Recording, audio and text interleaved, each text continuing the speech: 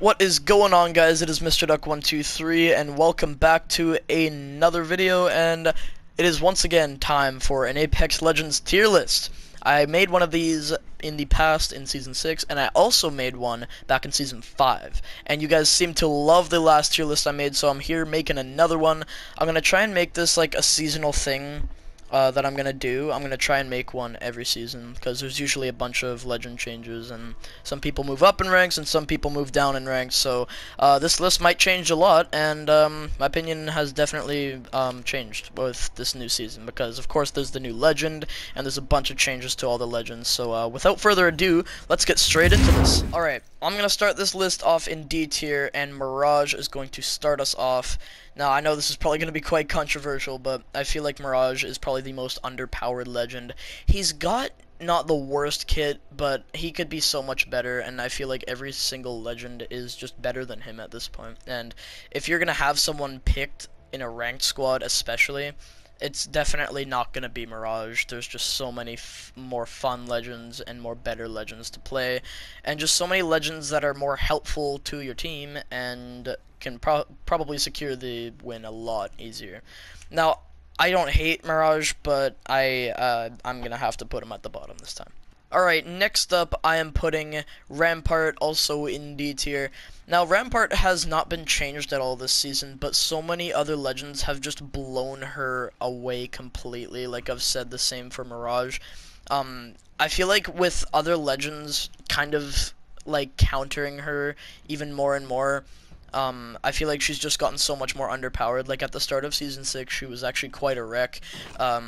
With the release of her minigun, everyone thought it was going to be broken. She got a lot of playtime within the first week of Season 6, but it just kind of deteriorated after a while, and not a lot of people played her. And with her defensive mechanics, she's not a bad legend per se, but I feel like she is still in need of a buff because she's pretty underpowered. Now, I know having 3 miniguns out at once is kind of insane, and if you have like a Wattson and a Caustic or someone, they can pair really well, but still, I feel like in the case of just a legend herself, I don't really think that she is the greatest legend, so I'm gonna leave her in D tier for now. Now, I can already smell the comments coming with controversy on this pick, but I'm going to put Crypto in a rank up in C tier. Now, I don't think Crypto is bad. Don't take that word, okay? I don't think there is a bad legend in this game except for Mirage, and I don't think that Crypto is bad. I think every legend has a spot in Apex Legends except for Mirage. And Crypto certainly does have a place, but don't get me wrong, he's kind of underpowered when it comes to the rest of the legends. He did get some buffs recently, and it does make him a lot better and a lot more viable for team play, but I feel like he's still a little underpowered when it comes to his kit in general. And there's just better legends to play than Crypto, but I'm going to leave Crypto in C tier. Still in C tier, Octane is going to take a spot, and he is not a bad legend. I'm going to say this, but he's not a bad legend. He did actually get quite a nice buff with his passive ability, which allows him to heal, and he can heal a lot quicker now, and I think it's like twice the speed that it was before, and that honestly has bumped him up, but I feel like still there's other legends that are better than him, and even the devs say this, that he is quite a selfish legend, and you'll see a lot of him running into a building with his stim on and just kind of, just dying. But mobility-wise, he is honestly one of the best legends for that, and Octane is he's fun to play. I'll give him that. So he's going to play a part in C tier this season. Now, with the addition of Olympus to the map rotation, I feel like mobility-based characters have a lot more of a role to play in Apex Legends, and that's why I have bumped Loba up to a B-tier spot, and she has a little bit of proof and evidence, so I'm going to show you guys. Now, you can still only grab 2 items from the Loba ult, but you can grab as much ammo as you please without it taking up a single spot in any part of your inventory, and that is what makes Loba honestly a lot better, and I think just this singular buff has bumped her up so much in gameplay. I feel like she might even be a viable legend in ranked, so I think that Loba is honestly an okay legend to play now. And of course, with her bracelet, you could throw that thing. Olympus is a huge fucking map, so you're gonna need some mobility characters once in a while to play, and she's pretty fun to play as well. So I'm gonna bump her up to a B tier this season. Now, Bangalore has really never changed spots in my tier list, and she's always been at a solid B placement, and she still is this season, but I think she's actually a lot better than she was before, and it's pretty obvious she did get a buff to her Storm, and it now detonates, I think, like, twice as fast than it did before. So that's a great addition, and I think it was needed because you had so much time to just run the fuck away. It was a great repositioning tool and just to flush people out of an area in general, but I think with the addition of it being able to blow up way quicker now, it can actually do, you'll find yourself doing a lot more damage with it than you did before, and that's what I think has made her a little bit better of a pick this season, so I'm going to leave her at a B tier. Now, with the newest addition of a character to Apex Legends brings Horizon, she's honestly made a surprisingly destructive footprint in the games already, and I think that she is a great legend, honestly. And out of all the legends that have came out in this game, I feel like she is really the only one that I actually think about playing and actually want to play quite a lot, and that's why I'm gonna put her here. Not only because of that, she has a great gadget. I mean, her ult is, I think it could use a little bit of a rework. I've played Horizon for quite a while already. I do think that her ult kind of is underpowered when it comes to the radius. I think that it could be a little bit better in that matter. It's not too bad though. It's not too bad. She is kind of immune to it herself, but besides that, I think it's a little underpowered. Maybe if it did like a few ticks of damage while you were in the black hole, I feel like that would make it a lot better.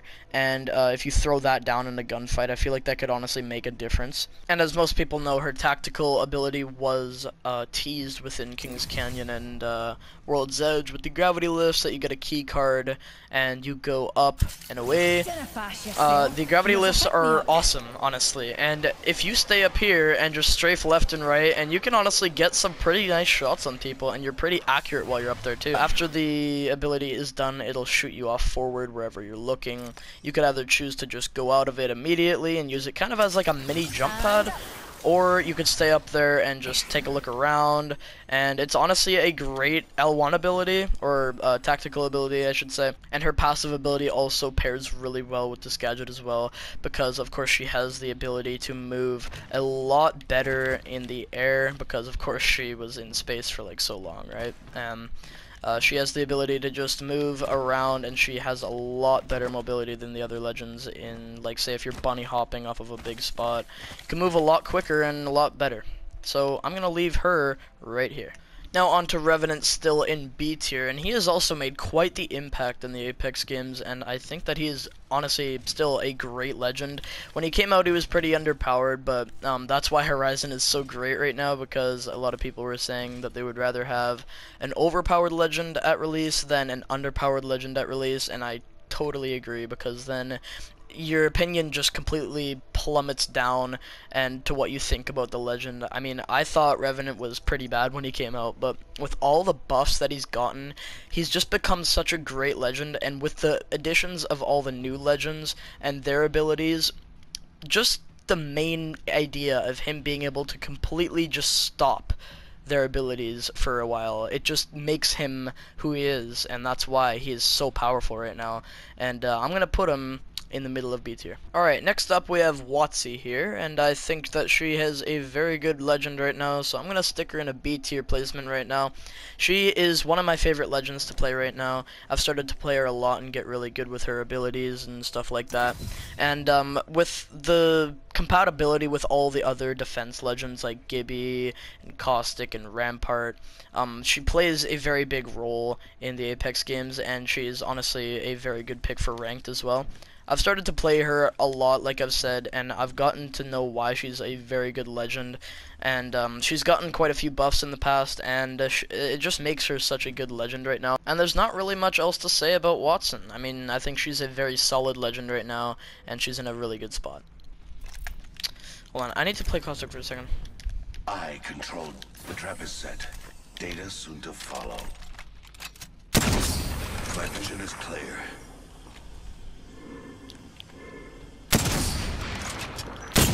Can't see shit, bitch.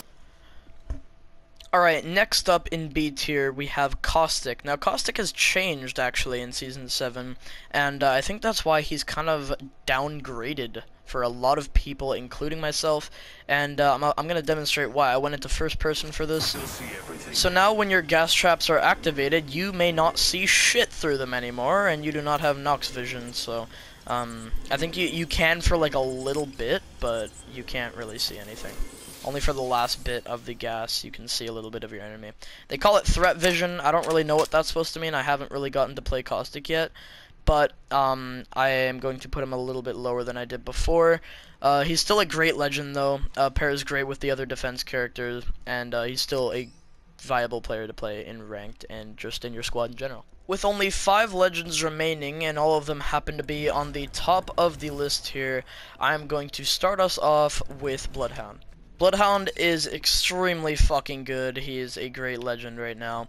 I haven't seen much of him at all, actually, this season, but with Olympus being a giant map, we don't need him as much, but I think that I highly misplaced him last season, so I'm going to kind of make up for it right now, because Bloodhound is so good, and I'm going to put him in A tier this time. For the love of the fucking Lord, Pathfinder has finally been fucking fixed, and his grapple is now good again. They changed his grapple quite a lot. They experimented with the range that the seconds go by, and the golden helmet, of course. So, with the average Pathfinder main, and with a good Pathfinder player, your grapples are gonna at least be about that long. And with a 20-second cooldown with a golden helmet, that is great, honestly. It's honestly pretty good, and I'm actually happy with this buff. I still don't know why the fuck he's low profile, because he's kind of a big dude, but we'll go with that. Pathfinder is a lot better this season, and to navigate through maps, of course, like Olympus, the giant map that it is with so much open area, you're gonna need his zipline and his grapple to get around places, and that's why the mobility characters are great this season. Coming right after Pathfinder in A tier, I'm putting Wraith now. I did bump Wraith up from last season. She was a B tier, but now I think she's an A tier character. She's very good right now, although I am going to miss the Naruto running.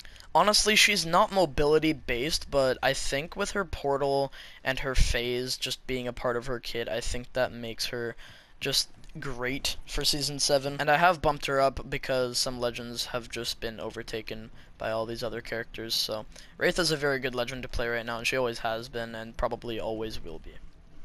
Oh, okay. Boy, was this a tough one to configure here.